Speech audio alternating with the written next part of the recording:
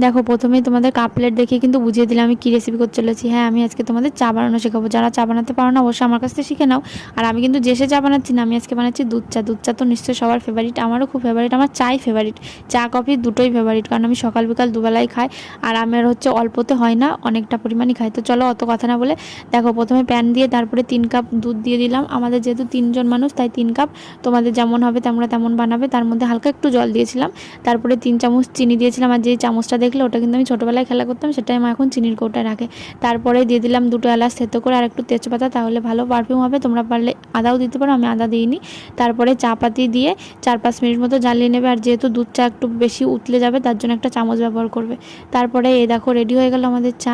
খেতে কিন্তু খুব টেস্ট, আর তার সঙ্গে বিস্কিট তো মাস্ট। আর আমি কিন্তু এরকম 2-3টে বিস্কিট খাই না, আমি অনেকগুলোই খাই, শুধু ভিডিও করবো তার জন্য 2টো দিয়ে খেলাম। তো কেমন লাগলো আমার চায়ের রেসিপি অবশ্যই কমেন্টে জানাও। তোমরা যারা চা লাভার আছো অবশ্যই কিন্তু চ্যানেলটা সাবস্ক্রাইব করতে ভুলবে না।